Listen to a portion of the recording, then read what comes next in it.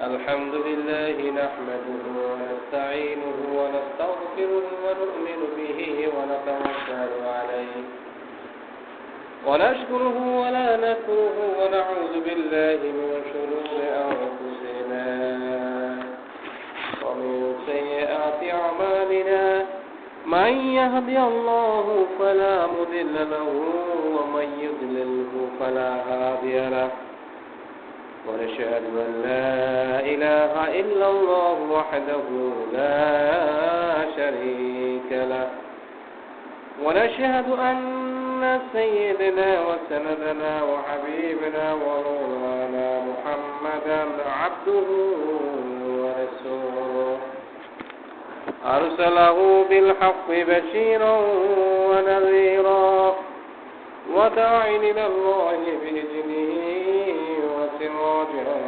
منيرا أما بعد فقد قال الله تعالى في كلامه المجيد والفرقان الحميد أعوذ بالله من الشيطان الرجيم بسم الله الرحمن الرحيم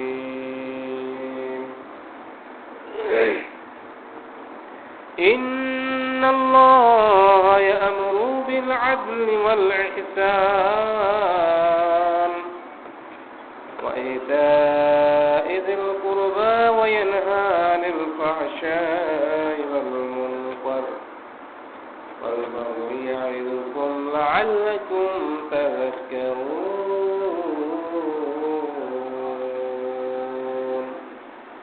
وقال تعالى في شأن حبيبه آمرا ومخبرا إن الله وملائكته يصلون على النبي يا أيها الذين آمنوا صلوا عليه وسلموا تسليما اللهم صل على سيدنا مولانا محمد وعلى آل سيدنا مولانا محمد قل درود নবীজির শানে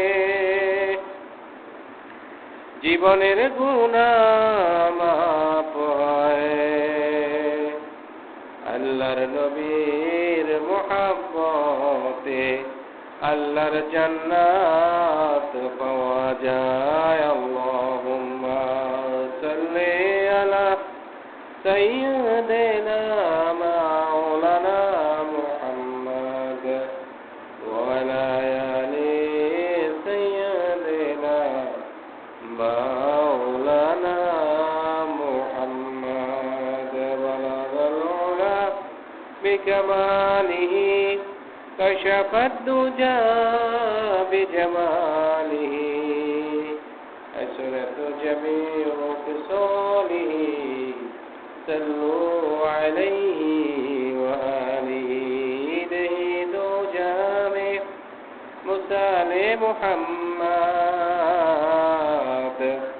جمال خدا ہے کمال محمد بلغ العلا بکماله کشف الدجى بجماله حسنت جميع خصاله صلوا عليه وآله মুআজ্জাজ মোহতারাম সম্মানিত মুসল্লিয়ানে কিরাম মহান আল্লাহ রাব্বুল আলামিনের দরবারে শুকরিয়া যে মহান আল্লাহ রাব্বুল আলামিন আমাদেরকে পবিত্র শাওয়াল মাসের দ্বিতীয় জুমার নামাজ আদায় করার জন্য মসজিদে এসে বসার মতন তৌফিক দান করেছেন এই জন্য শুকরিয়া আদায় করি বলে আলহামদুলিল্লাহ দুনিয়ার শত ঝামেলা মুক্ত করে দুনিয়ার কাজকর্ম বিরত রেখে মহান আল্লাহ রাব্বুল আলামিনের হুকুম পালন করার জন্য ফরজ বিধান আদায় করার জন্য আমাদেরকে মসজিদে আসার সুযোগ করে দিয়েছেন। এটা আল্লাহ রাব্বুল আলামিনের একটি বিশেষ নিয়ামত। কারণ হলো জুমার নামাজের আজানের পরে দুনিয়ার সমস্ত কাজকর্ম করা মানুষের জন্য আল্লাহ রাব্বুল আলামিন হারাম করে দিয়েছেন। জুমার আজানের পরে, আহ্বানের পরে একমাত্র আল্লাহর রাজি সন্তুষ্টির জন্য জুমার নামাজ আদায় করার জন্য তৈরি হওয়া, আগেভাগেই তৈরি হয়ে মসজিদে আসাটা হলো একজন মুমিনের দায়িত্ব, মুমিনের উপর ফরজ করে দেওয়া হয়েছে। তো এই জন্য আমরা আসতে পেরেছি, এটা আল্লাহ রাব্বুল আলামিনের একটি নিয়ামত। আগেভাগেই আসার মতন সুযোগ করে দিয়েছেন, কিছু কথা শোনার মতন সুযোগ করে আল্লাহ দিবেন। তো আমরা দোয়া করি যারা আল্লাহ রাব্বুল আলামিন, যাদের প্রতি আল্লাহ ফরজ করেছেন এই জুমার নামাজ, আল্লাহ যেন সকলকে এই জুমার নামাজ আদায় করার মতন তৌফিক দান করুন, সকলে বলুন আমিন। মহান আল্লাহ রাব্বুল আলামিন আমাদেরকে দুনিয়ায় পাঠিয়েছেন। দুনিয়ায় পাঠানোর পরে কিছু সময় এই দুনিয়ায় রেখে আবার পরকাল জিন্দেগিতে আল্লাহ আমাদেরকে নিয়ে নেবেন। কিন্তু মাঝে কিছু নিয়ম নীতি আমাদেরকে দিয়েছেন, মাঝে কিছু কথা কাজ আমাদেরকে আল্লাহ আমল করতে বলেছেন, যার মধ্যে থেকে সবচেয়ে যেটা গুরুত্বপূর্ণ দিক সেটা হলো আত্মশুদ্ধি। মানে নিজের আত্মার পরিশুদ্ধতা, নিজের আত্মাকে পাপ মুক্ত রাখা, নিজের আত্মাকে গুনার কাছ থেকে ফিরিয়ে রাখা, এটা একটা সবচেয়ে বড় দিক। কারণ হলো আগে নিজে বাঁচতে হবে। প্রত্যেকটা মানুষের, প্রত্যেকটা উম্মতে মুহাম্মাদির, আল্লাহর বান্দার নিজে আগে গুনাহ থেকে আগে বাঁচতে হবে, তারপর হলো অন্য কিছু, অন্যকে বাঁচানোর চেষ্টা করা। এই আত্মশুদ্ধি ও ইসলাহে বাতেন আজকে জুমার আলোচনার বিষয়। তো সমস্ত গুনাহ কাজ থেকে নিজের আত্মাকে পরিশুদ্ধতা করা, বিরত রাখা, এটা আমাদের নৈতিক দায়িত্ব। আল্লাহ রাব্বুল আলামিন কোরআন শরীফে যে আদেশ দিয়েছেন সেটা নিজে আমল করা, অন্যকে আমল করার তাগিদ দেওয়া, সেটাও আল্লাহ বলছেন। আল্লাহ বলেন যে বিসমিল্লাহির রহমানির রহিম, খুযিল আফওয়া ওয়া আমরু বিল উরফি ওয়ারিদ আনিল জাহিলিন।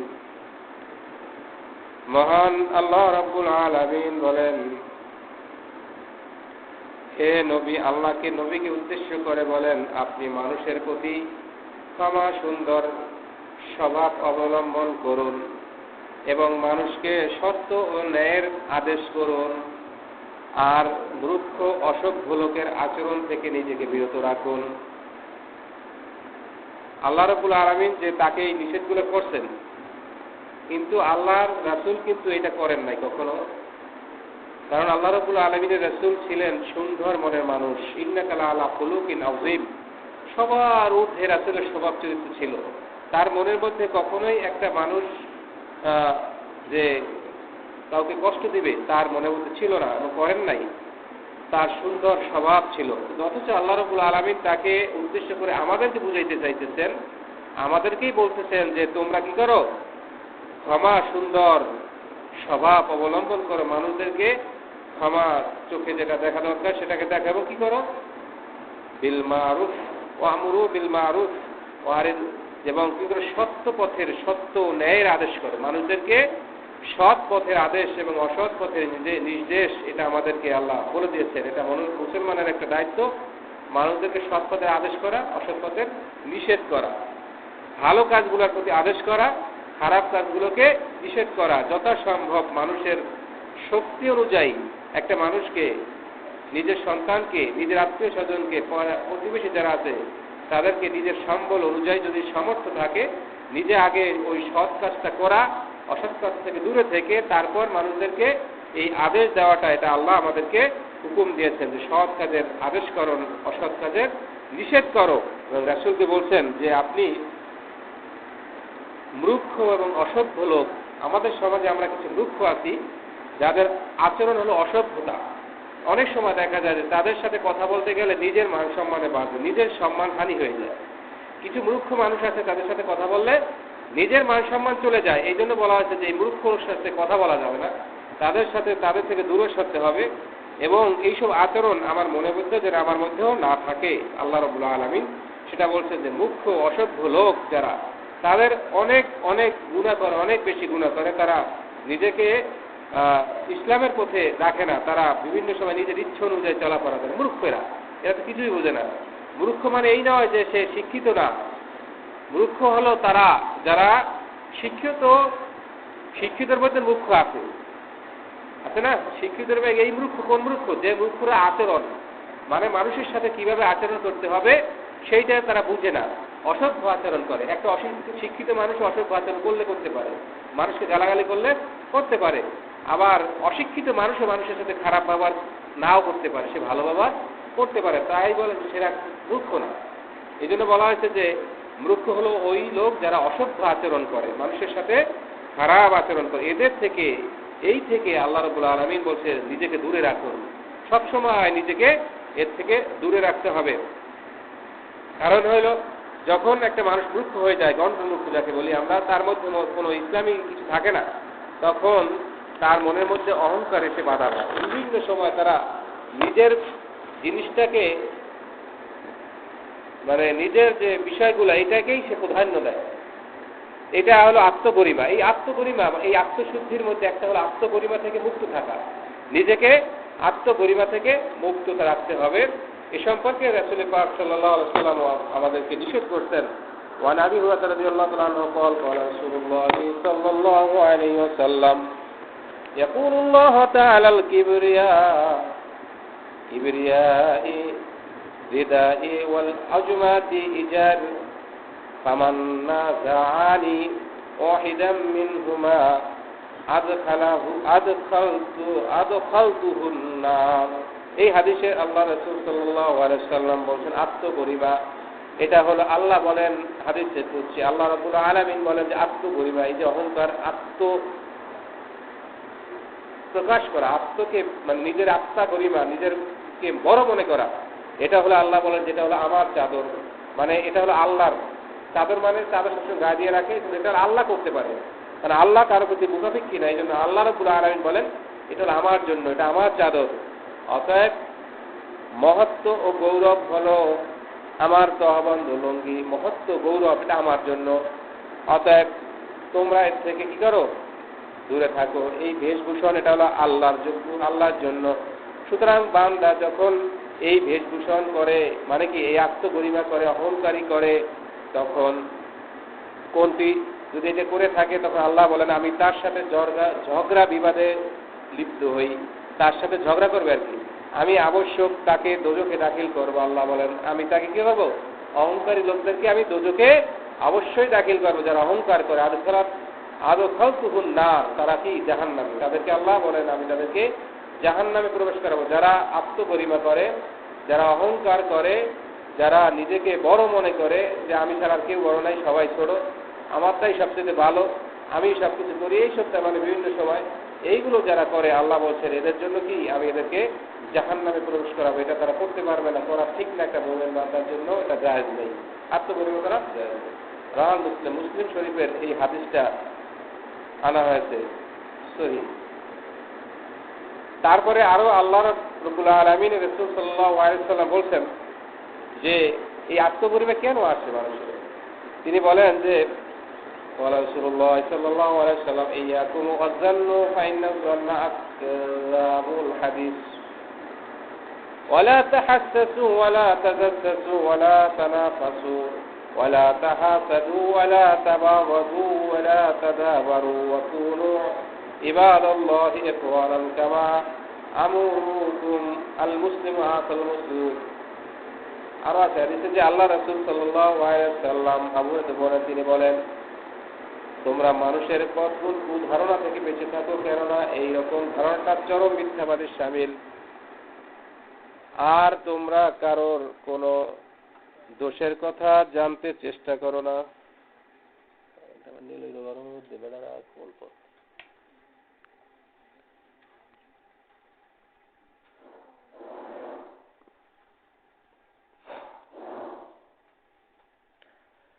তোমরা কারোর কোনো দোষের কথা জানতে চেষ্টা করো না, গোয়েন্দাগিরি করো না, পরস্পরের লোভ লালসা করো না, পরস্পর হিংসা রাখো না, পরস্পরের শত্রুতা করো না, একে অপরের পিছনে লেগে যেও না। হে আল্লাহর বান্দাগণ, তোমরা পরস্পর কি ভাই ভাই হয়ে থাকো, যেভাবে আমি তোমাদের নির্দেশ দিচ্ছি, এক মুসলমান অপর মুসলমান ভাই হয়ে থাকবে, কেউ কাকে অত্যাচার করতে পারবে না, বেইজ্জত করতে পারবে না, ঘৃণা করতে পারবে না। খোদাভীতি এখানে আল্লাহ রাসূল সাল্লাল্লাহু আলাইহি ওয়াসাল্লাম বললেন যে খোদাভীতি হলো এখানেই। এই কথা বলে তিনি বুকের মধ্যে হাত রাখলেন এবং বক্ষ মোবারকের দিকে ইঙ্গিত করলেন। খোদাভীতি এখানে মানে কলবের মধ্যে যে আল্লাহর ভয়। আল্লাহর ভয় কোথায়? বক্ষের মধ্যে, কলবের মধ্যে।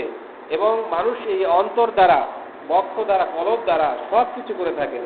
মনের মধ্যেই যত শয়তানতালি, মনের মধ্যে যত কুমন্ত্রণা, মনের মধ্যে থেকে, এই কলব থেকেই উৎপত্তি হয় মানুষকে ঠকানোর।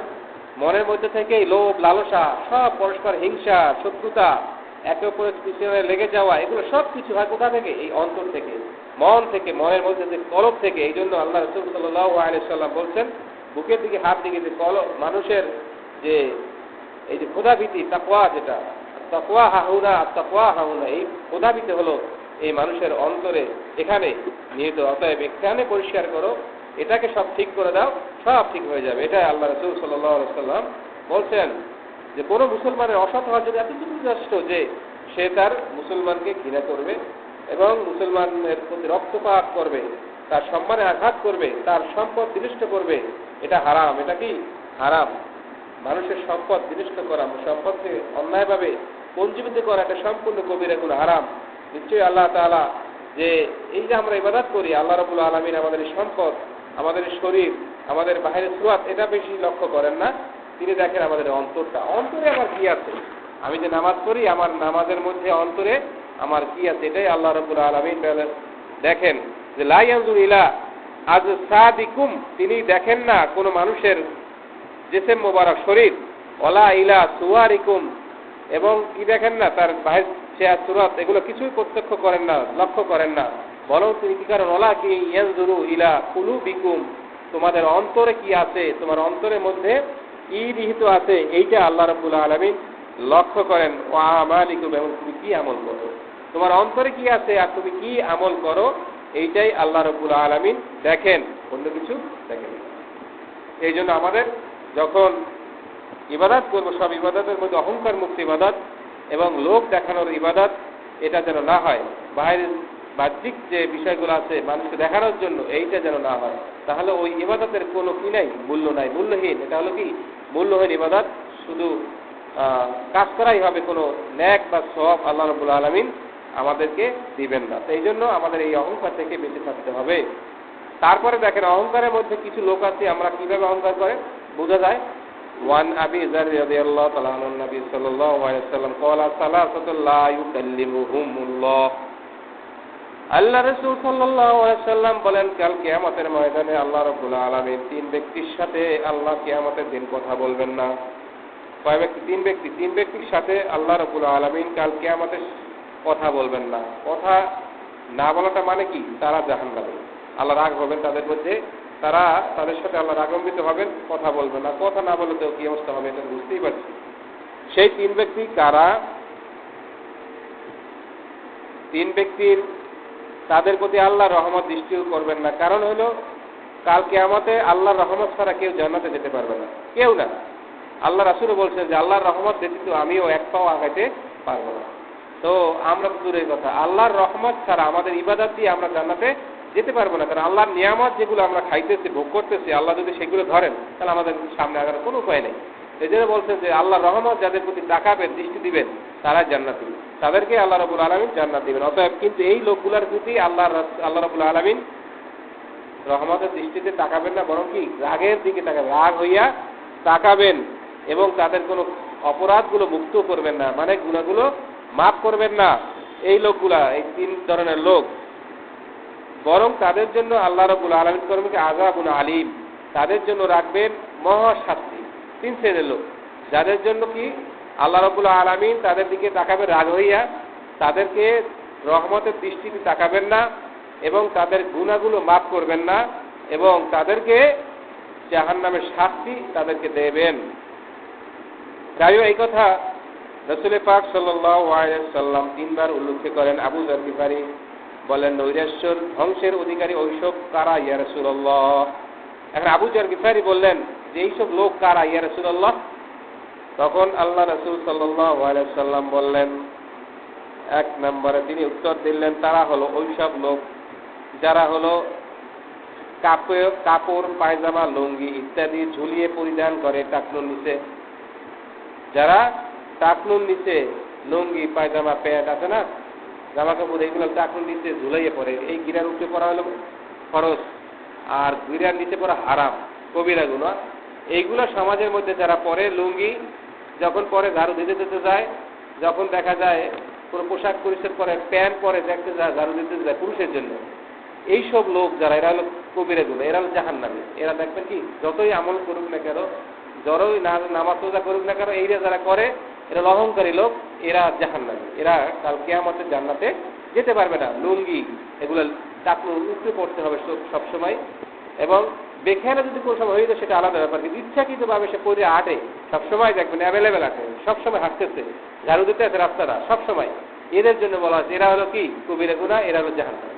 এই জন্য এগুলো আমরা করবো না। আমরা যারা মুসলমান আছি এটা আমাদের জন্য হারাম করে দেওয়া হয়েছে।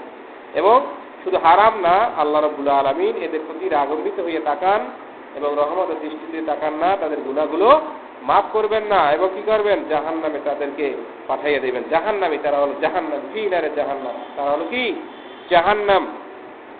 সেই জন্য আমরা এইগুলো করব না। আর এক প্রকার হলো যারা মানুষের উপকার করে খোটা দেয়। যারা মানুষকে কি করে উপকার করে খোটা দেয়। এক শ্রেণী গেল ওই, আরেক শ্রেণী দ্বিতীয় শ্রেণী কারা উপকার করে আবার কি করে খোটা দেয়, মানুষকে সাহায্য করে না, বিভিন্ন দান সৎকা করে, কাপড় চোপড় দেয়, আছে তো যাকাত ছাত্রা দেয়, দিয়ে আবার কি করে, এই বেড়া তোরে আমি এই টাকা দিয়েছিলাম মনে নাই তোর, এই আজকে আমার কথাটা হলি না, খোটা দেয় না, এই খোটা দেয়। এই খোটাটাও হারাম, এরা কবিরা গুনাহ, এদেরকেও আল্লাহ রাব্বুল আলামিন জাহান্নামে নেবেন। এই জন্য কারো উপকার করে খোটা দিতে নাই, কারো টাকা পয়সা দান করলাম কিন্তু পরবর্তীতে তার খোটা দিতে নাই, আমরা খোটা দেব না। আল্লাহ রাব্বুল আলামিন আমাদের সকলকে সেই তৌফিক দান করুন। এবং পরবর্তীতে তৃতীয় নম্বরে মিথ্যা শপথের মাধ্যমে ব্যবসার জিনিস বিক্রয় করা। দেখেন, ব্যবসা, যারা ব্যবসা করে তারা হলো শহীদ সুহাদা চলে, তাদের সাথে হাসর নাসর হবে। অর্থাৎ এই ব্যবসা যারা সৎভাবে করবে তাদের সাথে আল্লাহ রাব্বুল আলামিন তাদের কি করবেন, জান্নাতে দিবেন। কিন্তু যারা ব্যবসা মিথ্যা করে, মিথ্যা বলে, তাদেরকে আল্লাহ রাব্বুল আলামিন এই রাগান্বিত হবেন এবং জাহান্নামে পাঠাবেন। ব্যবসার ক্ষেত্রে মানুষ মিথ্যে কথা বলে, বিভিন্ন সময় ভালোর সাথে খারাপ মিলায়। এ ভাই আমার এই কাপড়টা আপনি নেবেন, আমার 1 টাকা লাভ হইবে না, এরকম হয় না? আবার বলে যে আমার 5 টাকা লাভ হইবে বা 10 টাকা লাভ হইবে, লাভই হবে। অনেকেই বলে লাভই হবে না, অনেকেই বলে এই যে মিথ্যে কথা বলবো, অথচ লাভটা হবেই, লাভ হইতেছে। কিন্তু এই মিথ্যা করে বলা ব্যবসা যারা, তারা কি জাহান্নামী, একেবারে জাহান্নামী। ভালোর সাথে মন্দ মিলাই দেয়। আপনি কিনবেন একটা দিতে আর একটা, অনেক দেখা যায়। ফল কিনতে গেছেন আপনি, ওদিক দিয়ে আমি নেটে অনেক সময় দেখি ভাইরাল, যে অনেক সময় অনেকে গোপনে বিক্রি করছে উপর দেয়, যে আপনি মাপটাছেন এদিকে ভালোটা যে সুন্দর করে প্যাকেট করছেন, কিন্তু আপনি যদি অন্য মানুষ করছেন, ও আরেকটা প্যাকেট আগে আমাদের বাইক ওটার মধ্যে নষ্ট তুই দিয়ে ওইটা আপনাকে ফাঁকে কি করলো, ধরাই দিল। আবার আছে আপনি দিতেছেন ভালোটা, ও মাঝে মাঝে খারাপটা ঢুকাই দিতে আছে না? আবার বিভিন্ন সময় মিলেই দিতে আছে, খারাপের মধ্যে উপরে ভালো রাখতেছে, নিচে কি খারাপ রাখতেছে, এইভাবে করে। এই যে ব্যবসার মধ্যে করে, এরা হলো জাহান্নাম। এই ব্যবসার কোনো সওয়াব নাই, এরা কি জাহান্নামে যাবে। এই ব্যবসার কথা, এই শপথ, মিথ্যা শপথ করে বলে যে ভাই একটু খারাপ, খোদার কসম কইতেছে, এই মানের মধ্যে কোনো কি নাই, ভেজাল নেই। এই যে মিথ্যা শপথ করে, খোদার কসম 1 টাকাও লাভ হয় নাই। এই যে বিভিন্ন সময় এই যে মিথ্যা শপথ করে, এদের বেলায় বলা হয়েছে এরা কি জাহান্নামী। কাল কিয়ামতের ময়দানে এই 3 শ্রেণীর লোককে আল্লাহ রাব্বুল আলামিন চোখেই দেখতে পারবে না, রাগ হয়ে যাবে এদের প্রতি। এদের মধ্যে সবচেয়ে যেটা অ্যাভেলেবেল আমাদের মধ্যে চলতেছে সেটা হলো লুঙ্গি পায়জামা। এটা আমরা অনেকেই করি, এটা অনেকেই গুনার কাজ মনে করি না, এইটা করেই ফেলি সবাই, প্রায় অনেকেই করি, সবাই না, কিছু মানুষ এটা সবসময় করে, মুসলমানেরা। এরা নামাজও করে 5 ওয়াক্ত, অথচ এই কাজ করে। মানে প্রতিষ্ঠানে চাকরি করতে এইগুলো করে। কিন্তু উচিত ছিল তার পাজামাটা পয়েন্টটা অন্তপক্ষে টাকু একটু উপরে রাখা, 1 আঙ্গুল 1 চুল পরিমাণ হলেও উপরে রাখা, তাহলে সে আর গুনার মধ্যে থাকলো না। এই জন্য আমরা এই থেকে পানাতে আল্লাহ রাব্বুল আলামিনের কাছে আল্লাহ যেন আমাদের এমন কোনো চাকরি না করান যেখানে আমাদের এই লুঙ্গি প্যান্ট, আমাদের পায়জামা, এগুলো লুঙ্গি মানে প্যান্টগুলো নিচে রাখতে হয়, এমন যেন না করে। অনেকে আছে, অনেক ইতিহাস এগুলো করে, এবং করাও লাগে তারা বিভিন্ন সময়, কিন্তু আমরা যেন এটা না করি, চেষ্টা করবো সর্বাত্মক যেটা এটা না করে ইচ্ছাকৃতভাবে। প্রতিষ্ঠানে চাকরি করে যারা, প্রতিষ্ঠান আমাদের প্রতিষ্ঠানে আমরা দেখি যারা এখানে কোনো বাধ্যবাধকতা নাই, আমি যতটুকু জানি, কিন্তু অথচ প্রতিষ্ঠানের ছাড়া যারা আছে অনেকেই কি করে মুসলমান, অথচ তারা প্যান একেবারে ইসের নিচে, জুতার নিচে চলে যায়, জুতার নিচে চলে যায়।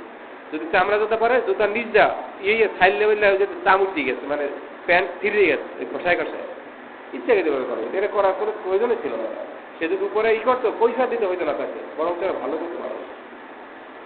এইভাবে যারা করি আমরা, এদের বেলায় বলা যারা কি জাহান্নামে, এরা জাহান্নামে যাবে। অথবা এর থেকে আমরা কি করি মুক্ত। তারপরে রাসূল পাক সাল্লাল্লাহু আলাইহি ওয়াসাল্লাম বলছেন যে অহংকার যারা, যে ব্যক্তিরা অহংকার থাকে তারা দেখবেন বেশি রাগ থাকে তাদের মধ্যে। তারা নিজের কথাটা গুরুত্ব না পাইলে তখন তারা হঠাৎ রাগ হয়ে যায়। নিজের কাজটা যদি মানুষ না গ্রহণ করে তখন তারা কি হয়, রাগে অঙ্গার হয়ে যায়। এই জন্য এই রাগ ক্রোধ, এটা বেশি রাগ মানে বেশি ক্রোধ অন্যায়ের ক্ষেত্রে আবার আছে, রাগ থাকা ভালো। কারণ ওমর রাদিয়াল্লাহু তাআলা আনহু রাগ ছিলেন, রাসূল পাক সাল্লাল্লাহু আলাইহি ওয়াসাল্লাম রাগ ছিলেন অন্যায়ের বিরুদ্ধে। যখন অন্যায় দেখতেন তখন রাগ হয়ে যেতেন তারা। ওমর রাদিয়াল্লাহু তাআলা নিজের সন্তানকেও ছাড়েন নাই, অন্যায়ের বিরুদ্ধে কি নিজের সন্তানকেও ছাড়েন নাই। এখানে রাগ দেখাতে হবে। যখন আমার সন্তান নামাজ পড়বে না আর আমি যদি ঠান্ডায় বসে থাকি, হবে না। আমার সন্তান যদি খারাপ পথে চলে, এখন আমার সন্তান যদি দেখা যায় খারাপ মানুষের সাথে মানে খারাপ সঙ্গ দেয়, বন্ধু বান্ধব সবগুলো খারাপ, মদ পান করে, গাঁজাখোর, আছে কথার কথা, এইভাবে যদি চলে, তাহলে আর আমি যদি সেখানে ঠান্ডায় বসে দেখি, রাত যদি একটু না দেখাই সন্তানের সাথে, তখন আবার হইবে না। ওইখানে রাগ দেখাতেই হবে। যেখানে রাগ দেখান সম্ভব, মানে রাগ দেখাতে হবে সেখানে রাগ দেখান লাগবে। এটা ওমর রাদিয়াল্লাহু তাআলা স্বভাব ছিলেন, রাসূলও ছিলেন, যে রাগ যেখানে দেখান ছিল সেখানে দেখাইছেন, আর যেখানে ঠান্ডা মানে যেখানে নর্মাল ক্ষমা করে দেওয়া লাগবে ক্ষমা করে দিচ্ছে, রাগ দেখান না তখন। সেইভাবে সেই রাগ, যে রাগ ন্যায়ের পথে, যে রাগ মানে সওয়াবের কাজ, যে রাগটা যেখানে ভালোর জন্য, সেটা দেখান যায়। কিন্তু যে রাগ মানুষের ক্ষতি করে সেই রাগ দেখান যায়। এই জন্য রাগ থেকে রাসূল পাক সাল্লাল্লাহু আলাইহি ওয়াসাল্লাম অনেক করতে বলছেন। এইসব রাগ, যে রাগে মানুষকে ক্ষতি করে, নিজেকে ক্ষতি করে, রাগ মানুষ দেখাইলে অনেক সময় এই রাগের কারণে অনেক খারাপ কাজ করে ফেলে। হঠাৎ রাগ হয়ে কি করে আমরা খারাপ কাজ করে ফেলি। এই জন্য আমাদের রাগ থেকে পানা চাইতে আল্লাহর কাছে। আল্লাহ যেন আমাদেরকে এই রাগ থেকে, অবৈধ রাগ থেকে কি করেন, বিরত রাখেন, বিরত রাখতে সচেষ্ট হই। এবং এই রাগের কথা বলছেন যে যখন মানে রাগ হবে, এই রাগটা যখন আমি অনুভব করবো যে আমি রাগ হয়ে যেতেছি, তখন বলা হয়েছে যে কাত হয়ে শুয়ে পড়ে, তখন মানুষের রাগটা কমতে পারে। এমনকি রাগ যদি না কমে, কাত হয়ে বলছে যে মাটিতে মানে মাটিতে গড়াগড়ি করার কথা বলা হয়েছে। রাসূল বলছেন যে মাটিতে যদি গড়াগড়ি করে তখন মানুষের রাগটা কি হয়, সংবরণ হয়, কমে যায়। এই জন্য রাগটা কমানোর জন্য আল্লাহ রাসূল আমাদেরকে আবার কি বলছেন, পন্থা বলে দিয়েছেন। এই রাগ থেকে আমরা দূরে থাকবো, এইসব রাগ থেকে দূরে থাকবো যে রাগ আমাদের ক্ষতি করে। এখন দেখেন অনেক সময় আছে যারা কথার কথা, যখন একটা মানুষ কোনো টুকটাক অন্যায় করে ফেলছেন, আমার তাকে রাগ দেখিয়ে তাকে চর মারা, তাকে প্রতিশোধ নেওয়াটা আমার প্রতি আমার ছিল, মানে আমি করতে পারতাম। কিন্তু সেখানে যদি রাগটা সংবরণ করে তাকে যদি মাফ করে দেওয়া হয়, সে ভালো হয়ে যেতে পারে, বা মাফ করলে আমার সওয়াব হবে। সেইখানে রাগটা না দেখাইয়ে যদি কেউ মাফ করে দেওয়া হয়, তখন এই মাফের সওয়াব আছে। আবার আছে অনেক সময় আছে রাগ, ধরেন চুরি করতেছে, আর চুরি করে যাইতেছেন, আপনাকে মাফ করে দিলে হইবে, তখন ধরে মারিয়ে দিতে হইবে, মারতে দেবে না, চুরিতে হাত কাটা, এটা তো কোরআনের নিয়ম বিধান। এই জন্য ওখানে আবার রাগ দেখাই, ওকে মার দেওয়া কোনো সমস্যা নাই, ওটা কোনো জায়েজ। এই জন্য আমরা রাগ যেখানে দেখানো দরকার সেখানে আমরা কি করবো, রাগ দেখাবো। আর যেখানে যদি মাফ করতে পারি আমরা, মাফটা হলো মহৎ গুণ, এটা আমরা মাফ করে দেব। তো আল্লাহ রাব্বুল আলামিন সর্বশেষে যে আমি তেলাওয়াত করছিলাম একটা আয়াত, সেই আয়াতের অর্থটা এই আল্লাহ রাব্বুল আলামিন বলছেন যে ন্যায় নীতি প্রতিষ্ঠা ও সদাচরণ করতে আত্মীয় স্বজনকে দান করো। আল্লাহ রাব্বুল আলামিন বলছেন যে ন্যায় নীতি প্রতিষ্ঠা করতে এবং ভালো আচরণ, এটা তখনই বোঝা যাবে যে তোমার আত্মীয় স্বজন যারা আছে তাদের কি করবা, দান করবা, তোমার সম্বল অনুযায়ী তাদেরকে দান করতে হবে।